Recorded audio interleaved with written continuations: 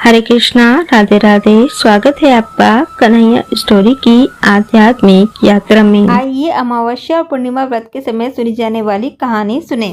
जो ये कहानी अमावस्या और पूर्णिमा एवं रोज सुनता है उसको कभी कोई कष्ट नहीं आता है। अमावस्या और पूर्णिमा दो बहनों की कहानी की तो आइए सुनते हैं। एक राजा और एक रानी थे। उनके दो पुत्र और दो पुत्रियां थीं, जिनके नाम अमावस्या और पूर्णिमा थे। पूर्णिमा जो थी वो बहुत ही सादगी से रहती थी और घर के कामकाज एवं पूजा पाठ में लगी रहती थी। वहीं अमावस्या जो थी वो हमेशा सज सवर कर रहती और घर का कोई भी काम नहीं करती थी एवं पूजा पाठ भी नहीं करती थी। राजा और रानी को अमावस्या बहुत ही प्यारी थी। वे पूर्णिमा से इतना प्यार नहीं करते थे। समय बीतता गया और दोनों लड़कों की उन्होंने शादी कर दी।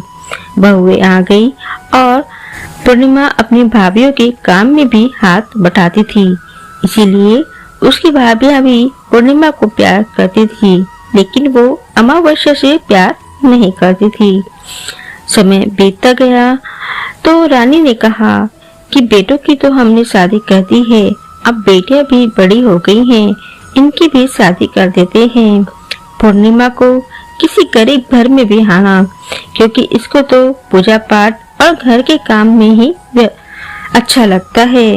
बड़े घर में जाएगी तो वहाँ पर ये सब नहीं कर पाएगी। राजा ने ऐसे ही किया। पूर्णिमा का ब्याह एक छोटे से घर में कर दिया और अमावस्या का विवाह एक राजा के यहाँ कर दिया। पूर्णिमा अपने छोटे से घर में भी सुखी रहने लगी और अमावस्या भी अपने बड़े घर में सुखी रहने लगी। एक बार अमावस्या ने अपने घर में शिव चर्चा कराई, लेकिन उसमें अपनी बहन को नहीं बुलाया। उसे लगा कि मेरी बहन गरीब है तो मेरा सम्मान नहीं होगा। जब पूर्णिमा की पड़ोसन अमावस्या के घर जाने लगी तो उन्होंने कहा कि बहन, क्या तुम अपनी बहन के घर शिव चर्चा में नहीं जा रही हो? तो उसने कहा कि मुझे बुलाया ही नहीं। तो उन्होंने कहा कि क्या अपनों को बुलाने की जरूरत होती है? ऐसा जानकर पूर्णिमा भी उनके साथ अपनी बहन के घर शिव चर्चा में चली गई। अपनी बहन को आता देख अमावस्या को खुशी नहीं हुई और उसने पूर्णिमा को एक जगह बिठा दिया। जब सब लोगों के खाने का समय आया तो उसने पूर्णिमा को कुछ खाने को नहीं दिया और कोई प्रसाद भी नहीं दिया और पूर्णिमा खाली हाथ जाने लगी। पूर्णिमा सोचने लगी रास्ते में कि अब मैं बच्चों से क्या कहूँगी कि मुझे तो कोई प्रसाद भी नहीं मिला। यह सोचते हुए जा रही थी कि रास्ते में उसे एक तुलसी मैया का पेड़ दिखाई दिया और एक बुढ़िया माई दिखाई दी। बुढ़िया माई ने कहा, बेटा, ये तुलसी सूख रही है, जरा इसमें पानी दे दो। सब लोग तुलसी माँ की पूजा तो कर लेते हैं पर कोई साफ सफाई नहीं करता है। पूर्णिमा ने तुलसी माँ को जल दिया और वहाँ की साफ सफाई कर दी। तो बुढ़िया माई ने उसे आशीर्वाद दिया और वो आगे बढ़ गई। आगे जाकर उसे शिव जी का एक मंदिर दिखाई दिया। वहाँ पर एक पुजारी बैठे हुए थे। उन्होंने कहा, बेटा, जरा मंदिर की सफाई कर दो। सब लोग पूजा तो कर लेते हैं पर कोई सफाई नहीं करता है। पूर्णिमा ने मंदिर की सफाई कर दी और आगे चली गई।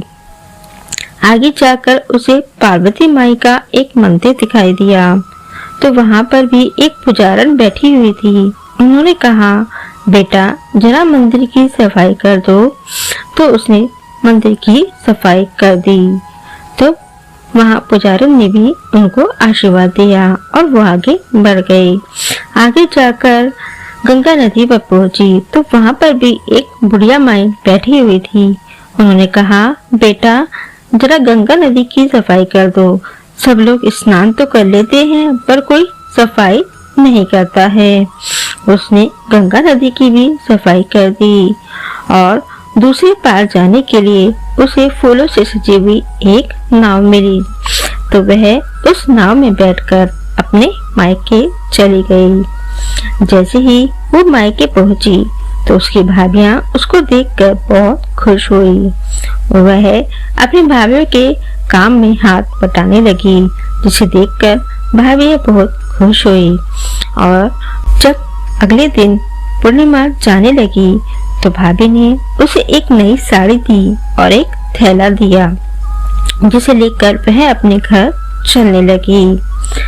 घर पहुंचने के लिए फिर वह नदी पर आई और उसी नाव में बैठकर वह दूसरे पार आ गई। वहां पर वो बुढ़िया माई मिली और उन्होंने भी पूर्णिमा को एक थैला दिया। कहा, बेटी सौभाग्यवती रहो, और वो थैला लेकर चल दी। फिर उसे काली माई का मंदिर मिला। वहां पर भी एक पुजारी ने उसे एक थैला दिया और वह लेकर चल दी। फिर शिव जी का मंदिर पड़ा तो पुजारी ने उनको एक थैला दिया, वह उसे लेकर चल दी। इस तरह से पूर्णिमा के पास अब तक 4 थैले हो चुके थे।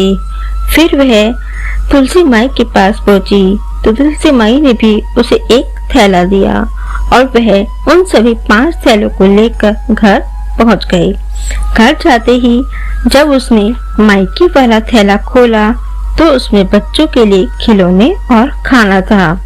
बाकी 4 थैले जब खोले तो उसमें धन धान्य, हीरे, मोती, जवाहरात सब कुछ था, जिससे वह बहुत अमीर हो गई और एक राजा जैसा महल उसने बना लिया। और फिर उसने शिव चर्चा रखी।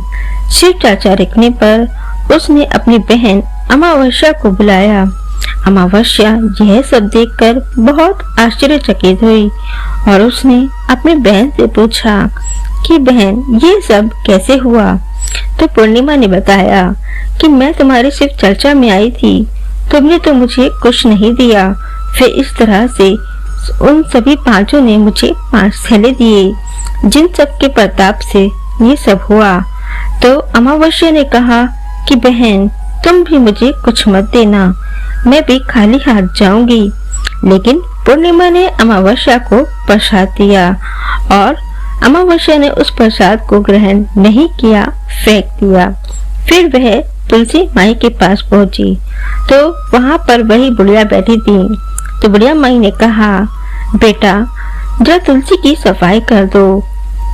सब लोग पूजा तो कर लेते हैं पर कोई सफाई नहीं करता।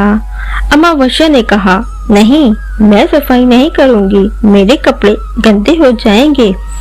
और वह चल दी। उसी तरह से फिर शिव मंदिर पहुंची तो पुजारी ने कहा, बेटा जरा मंदिर की सफाई कर दो।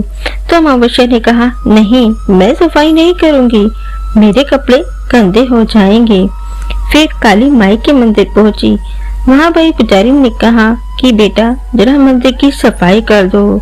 तो उनको भी अमावस्या ने यही कहा, नहीं, मैं सफाई नहीं करूंगी, मेरे कपड़े गंदे हो जाएंगे। फिर वो गंगा माँ पे पहुंची तो वहां भी बुढ़िया माई ने कहा, बेटा जरा गंगा की सफाई कर दो। तो भी उसने उनको भी मना कर दिया। उसको भी एक नाव मिली। नाव में कांटे भरे हुए थे और बड़ी मुश्किल से वह दूसरे पार पहुंची। जैसे ही अपने मायके पहुंची तो भाभियां उसको देखकर मुंह बनाने लगी, कहने लगी, अरे ये क्यों आ गई, ये तो काम में हाथ भी नहीं बटाती और अभी तो पूर्णिमा गई है, अब ये आ गई। उसको देखकर वो बिल्कुल भी खुश नहीं हुई।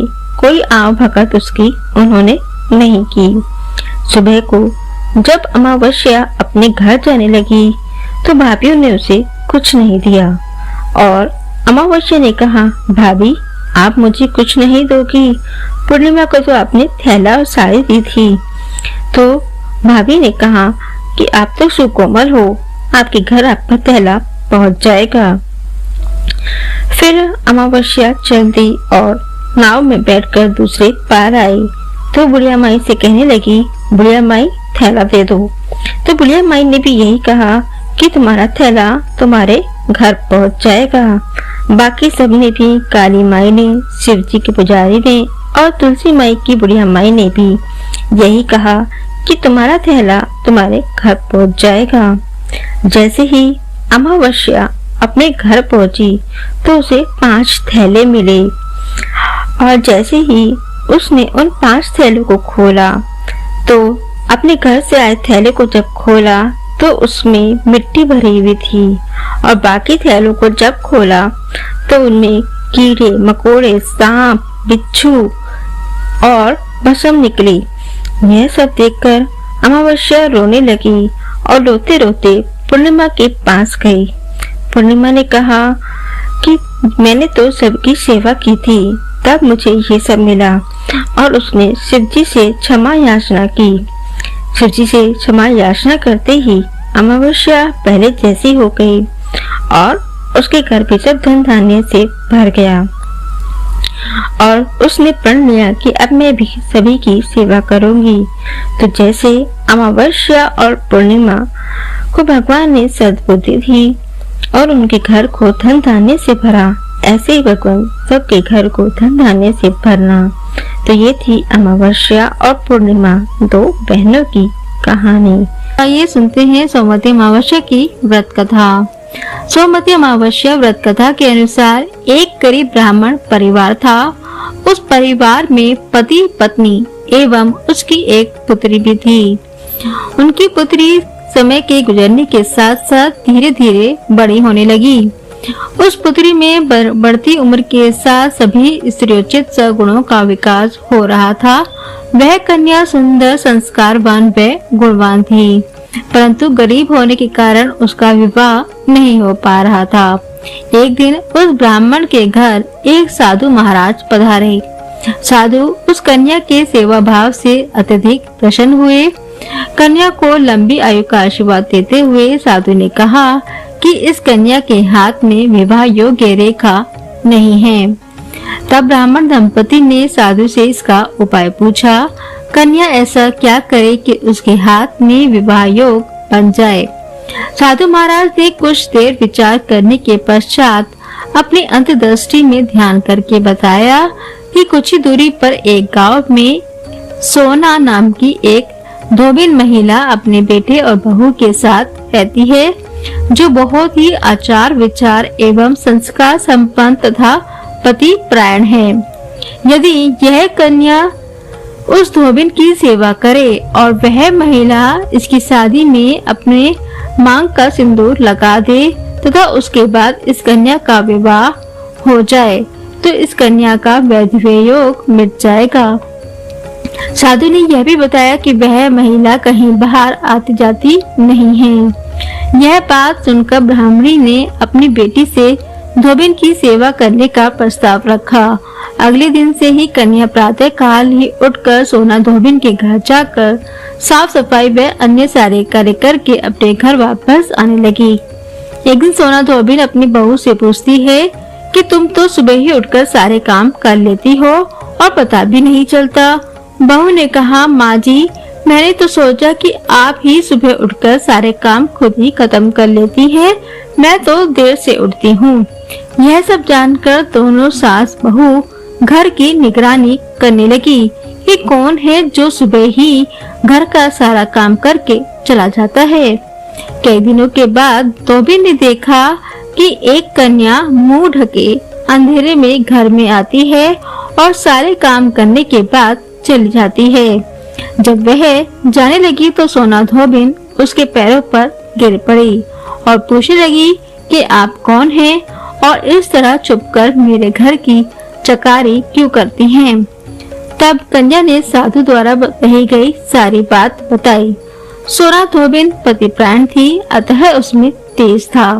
वह तैयार हो गई। सोना धोबिन के पति थोड़ा अस्वस्थ थे। उसने अपनी बहू से अपने लौट आने तक घर पर ही रहने को कहा। सोना धोबिन ने जैसे ही अपनी मांग का सिंदूर उस कन्या की मांग में लगाया, सोना धोबिन का पति मर गया। उसे इस बात का पता चल गया। वह घर से निर्जल ही चली थी। यह सोचकर कि रास्ते में कहीं पीपल का पेड़ मिलेगा तो उसे भव्य देकर और उसकी परिक्रमा करके ही जल ग्रहण करेगी। उस दिन सोमवती अमावस्या थी। ब्राह्मण के घर मिले पुए पकवान की जगह उसने ईंट के टुकड़े से 108 बार भव्य देकर 108 बार पीपल के पेड़ की परिक्रमा की और उसके बाद जल ग्रहण किया। ऐसा करते ही उसके पति के मृत शरीर में वापस जान आ गई। धोबन का पति फिर से जीवित हो उठा। तो जैसे भगवान शंकर ने उस धोबिन के पति की रक्षा की, ऐसे भगवान शंकर सभी की रक्षा करें, सभी को अखंड सौभाग्य का वरदान दें और सोमवती अमावस्या के दिन इस कथा का अवश्य ही पाठ करना चाहिए। हरे कृष्णा, राधे राधे, हर हर महादेव।